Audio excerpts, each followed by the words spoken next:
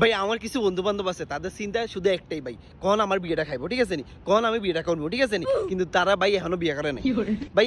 আমার বিয়ে হলে তাদের অনেক চিন্তা, ঠিক আছে, কিন্তু আমার মা বাপের কোনো চিন্তা নেই, ঠিক আছে নি। কারণ হচ্ছে যে ভাই আমি একটু টাং ফাং করি তো এদিক সেদিক চলে যাই, তো তাদের চিন্তা হয়েছে একটাই, আমি কখন আবার মাইয়ে বাগাইলে বিয়ে করিয়ে লাই, ঠিক আছে নি। তাহলে তো তারা আর বিয়া খাইতে হইতো না। তারপর ভাই আরেকটা চিন্তা আছে তাদের, মানে আমি জিয়ানেই ভাই বিয়ে করি, হিয়ান আমার শালি থাকতে হইব, ঠিক আছে নি।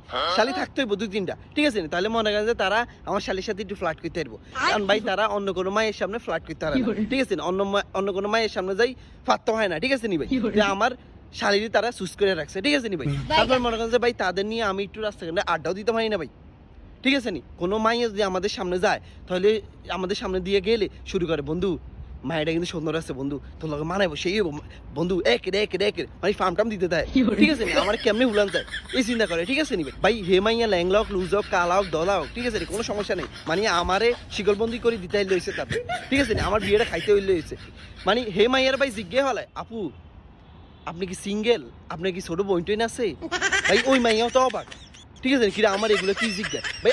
এখান দিয়ে আমার মান সম্মান সব শেষ, মানে আমার জীবনটা তাইরেনে রয়ে গেছে ভাই, ঠিক আছে নি। তো মাইয়া যদি জিজ্ঞে কেন ভাইয়া কি হয়েছে, আমার বন্ধুটার তো বিয়ে করামো, আপনার পছন্দ হয়েছে, কিন্তু আপনার 2-3টা বোন থাকতে হইব ভাই। মানে আমি কি কমু ভাই, আমার মুখ দিয়ে কিছু বাড়ায় না, আমি কি কমু ইয়ান, ঠিক আছে নি, পাগল নি কোনো।